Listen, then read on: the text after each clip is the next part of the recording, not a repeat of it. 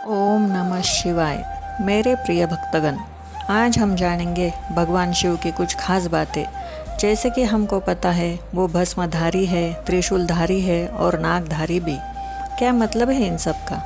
आज हम जानेंगे भगवान शिव से संबंधित वस्तुएं हमें क्या सीख देती है। जैसे कि विष, उनकी तीसरी आँख, नीलकंठ, चंद्रमा, जटा, शिवजी का खास शस्त्र त्रिशूल, शिवजी के सिर पे जो गंगा माता है वो हमें क्या सीख देना चाहती है।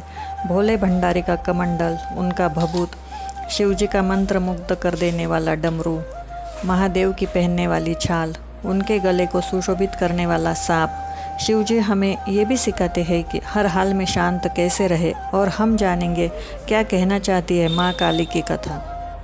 आज की वीडियो में हम जानेंगे भगवान शिव हमें जीवन की क्या सीख देना चाहते हैं।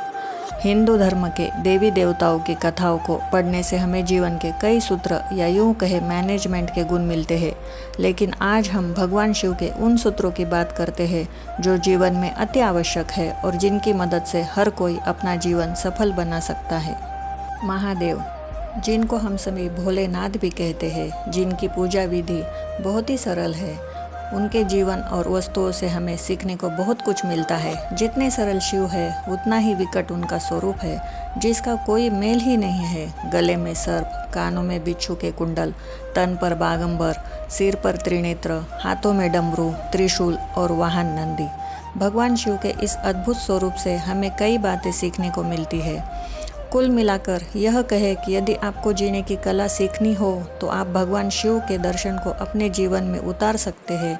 शिव बुराई और अज्ञानता के साथ ही अहंकार को नष्ट करने की भी सीख देते हैं। उनके पवित्र शरीर पर स्थित हर पवित्र चिन्ह जीवन जीने की शैली के कुछ न कुछ सीख देता है।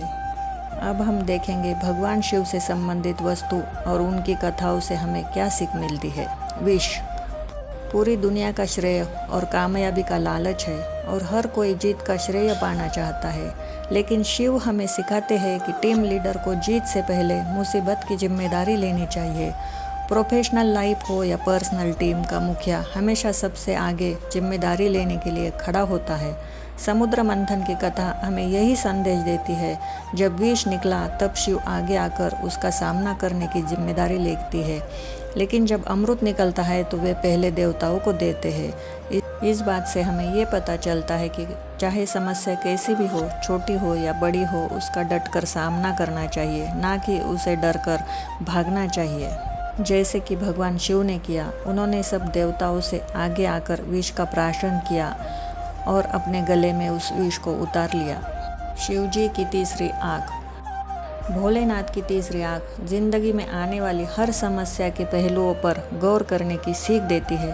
कभी कभी जो हम देखते हैं वो गलत भी हो सकता है, इसलिए हमें इसकी जांच अपने विवेक बुद्धि के जरिए करनी चाहिए। कभी कभी ऐसा भी होता है कि जो हम सुनते हैं वो बात गलत भी हो सकती है, इसलिए हमें हर बात का सोच समझकर फैसला लेना चाहिए। भगवान शिव की तीसरी आँख हमें यही सीख देती है कि हर बात हमें सोच समझ कर ही करनी चाहिए।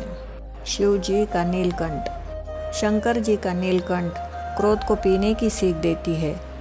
कहा भी जाता है कि क्रोध बुद्धि को नष्ट कर देता है। यह एक चुनौती की तरह आता है जिसे आप अपने धैर्य से, अपनी वाणी से बाहर न आने दें। भगवान शिव का नीलकंठ हमें ये सीख देता है कि हमें अपने गुस्से पर काबू रखना चाहिए, क्योंकि गुस्से में हम अपना ही नुकसान कर बैठते हैं, और वाणी पर भी काबू रखना चाहिए। इसलिए धैर्य न खोए और सोच समझ कर ही बात करें। भगवान शिव के शीश को सुशोभित करने वाला चंद्रमा, चंद्रमा से हमें शीतल रहने का ज्ञान प्राप्त होता है। पूरे ब्रह्मांड में चंद्रमा से अलौकिक और सुंदर कुछ भी नहीं है, और उस अति सुंदर चंद्रमा को भी धारण करके शिव जी ने कभी भी घमंड नहीं किया। चंद्रमा हमें शांत रहने की सीख देता है और कभी भी अपने पास जो है उसका घमंड ना करे। शिव जी की जटा, शिव जी के केश एकता के प्रतीक है। उनके केश जुड़े के रूप में एकजुट रहते हैं, जो कि जीवन में हमें एकता का पाठ पढ़ाते हैं। जैसे शिव जी के केश एकजुट होकर रहते हैं, हमें भी वैसे ही सबसे मिलजुल कर रहना है, क्योंकि एकता में ही शक्ति होती है। भगवान शिव का त्रिशूल, शंकर जी का त्रिशूल जो पूरे ब्रह्मांड में सबसे विनाशकारी शस्त्र है।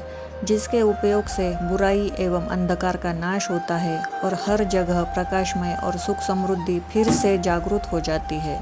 इसी तरह हमें भी अंधकार से निकलकर अपना जीवन प्रकाशमय और सुख समृद्ध बनाना है। गंगा माता की सीख।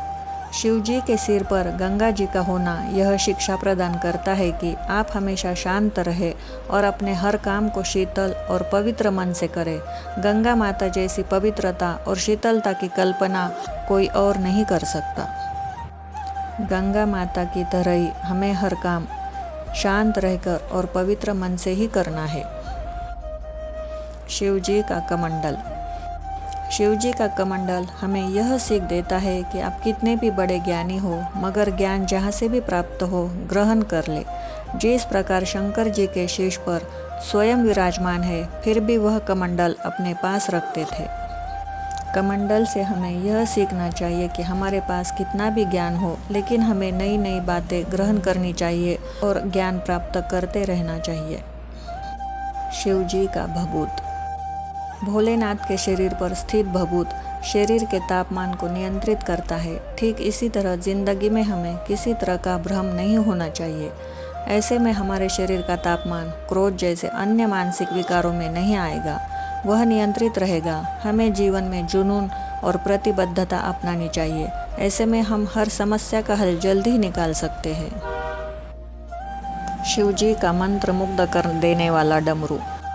शिव जी का डमरू कहता है कि ज्ञान से सजी आपकी ध्वनि हो और कोई भी व्यक्ति उस ज्ञान रूपी आवाज़ को सुने तो मंत्र मुग्ध हो जाए।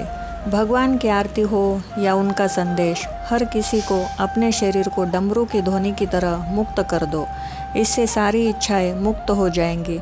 इस तरह हम कई मानसिक बीमारियों से भी मुक्त हो सकते हैं। शिव जी की छाल। छाल सादगी का प्रतीक है। आप किसी अन्य भगवान की जिंदगी और रहन सहन स्मरण कीजिए। इंद्रदेव से लेकर ब्रह्मा जी सभी लोग सुख का भोग करते थे, लेकिन भगवान शिव जो देवों के देव है, सर्वशक्तिशाली है, नीलकंठ है, जिन्हें आदि पुरुष भी कहा जाता है, अगर वह चाहे तो किसी भी प्रकार से अपने आप को सुसज्जित कर सकते थे, आलीशान महल, जेवर, परंतु उन्होंने सादगी भरी जिंदगी जी और सादगी को ही अपनी जीवनचर्या बना ली। शिव जी के गले में सुशोभित करने वाला सांप। भोलेनाथ के गले में सुशोभित सांप पशु प्रेम दर्शाता है। सांप से ज़्यादा विषैला और डरावना जीव शायद ही कोई और हो, और हमारे भोलेनाथ ने उस सांप से भी अपने योग गुण से मित्रता की और उसे अपने गले में सुसज्जित किया। तो अगर आप योगाभ्यास के साथ ध्यान करें तो किसी के साथ भी विनम्रता के साथ पेश आ सकते हैं। इस बात से हमें यह सीख मिलती है कि हमें रोजाना योगाभ्यास करना चाहिए, जिससे हमारा क्रोध भी शांत हो और हमारे अंदर नम्रता आ जाए। रिश्तों की समझ। दक्ष जो महादेव के ससुर थे, उन्होंने महादेव को कभी अपना रिश्तेदार माना ही नहीं। हर पल वह महादेव को अपशब्द सुनाते रहते थे। दक्ष महादेव को भरी सभा में अपमानित करते थे, किंतु महादेव ने उनको कभी भी अपशब्द नहीं कहा। सर्वशक्तिमान महादेव चाहते तो दक्ष को उनकी गलतियों की सज़ा दे सकते थे, उन्हें मार सकते थे या उन्हें बधिर भी बना सकते थे, पर एक तो उन्होंने ब्रह्मा जी के पुत्र को सम्मान दिया और दूसरा उन्होंने उनका दामाद होने का हर फर्ज निभाया। इस बात से हमें यह सीख मिलती है कि हमेशा सबको सम्मान देना चाहिए और सबसे नम्रता से बात करनी चाहिए। शिव जी और कामदेव की कथा। शिव की एक कथा कामदेव को भस्म करने की भी है। जब वे शिव की साधना में विघ्न डालने की कोशिश करते हैं, यह कथा हमें सिखाती है कि जब लक्ष्य सामने हो और कोई भी लालच या मुश्किल आपके रास्ते की बाधा बने तो उसे खुद से दूर करना चाहिए और अपने लक्ष्य के बीच किसी भी स्थिति को न आने दे। खुद को मंजिल के लिए इतना मजबूत करें कि कोई भी आपके रास्ते की बाधा न बन सके।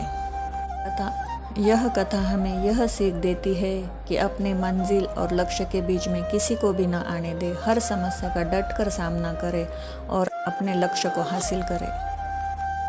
प्रकृति की शरण। जीवन में जितनी ज़रूरी कामयाबी है, उतनी ही ज़रूरी शांति भी है। शिव दिखावों से दूर सादा जीवन जीते थे। प्रकृति के नज़दीक रहते थे और यही बात उन्हें दूसरे सभी देवी देवताओं से अलग बनाती है। शिव का रूप संदेश देता है कि हमेशा जीवन की भागदौड़ में ही ना लगे रहे, बल्कि समय निकालकर प्रकृति की शरण में जाए ताकि आपको हमेशा सकारात्मक ऊर्जा मिलती रहे। ध्यान अवस्था। भगवान शिव की ध्यान अवस्था स्वच्छता का प्रतीक मानी गई है।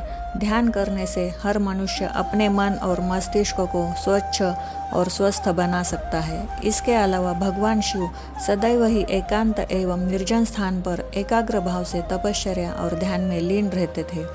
इससे व्यक्ति सांसारिक भाव से दूर हो जाता है। इसके कारण विकार, काम, क्रोध, लोभ, मोह, मद एवं अहंकार से मुक्ति मिलती है। धैर्य रखे और हमेशा शांत रहे।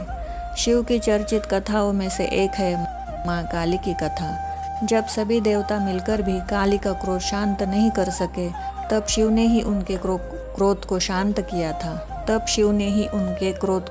किया था। यह कथा सिखाती है कि हालत कोई भी हो, अगर आप मन से शांत रहे, धैर्य रखें तो मुश्किल से मुश्किल हालात पर भी जीत हासिल कर सकते हैं। किसी से भेद नहीं करें। धार्मिक ग्रंथों के अनुसार शिव अकेले ऐसे देवता है जिनका सम्मान देवता और राक्षस दोनों समान रूप से करते हैं, यानी सब उनकी बात मानते हैं। वहीं वे भी इनमें भेद नहीं करते हैं और कर्म आधारित फल प्रदान करते हैं। अपने व्यक्तित्व को ऐसा बनाएं कि सब जगह आपकी स्वीकारता हो। जब आप कोई बात करें तो वे ही इतने सही हो, पक्ष के साथ विपक्ष के लोग भी उसे नकार न सके। जब आप कोई बात करें तो वो इतनी सही हो कि पक्ष के साथ विपक्ष के लोग भी उसे नकार न सके। तो भक्तगण, आज हमने जाना शिव जी से संबंधित वस्तुएं हमें क्या सीख देती है, कैसे हम शांत रहे, हर समस्या का कैसे धैर्यपूर्वक सामना करें, रोजाना योगाभ्यास करें, सबका सम्मान करें, सबसे नम्रता और प्यार से बात करें, अपने लक्ष्य को हासिल करें और आने वाली बाधाओं का डटकर सामना करें। आशा है कि आप सभी भगवान शिव के गुणों का पालन करेंगे। ऐसी बातें जानने के लिए हमारे साथ बने रहें। लाइक, शेयर और सब्सक्राइब करना ना भूलें। हर हर महादेव।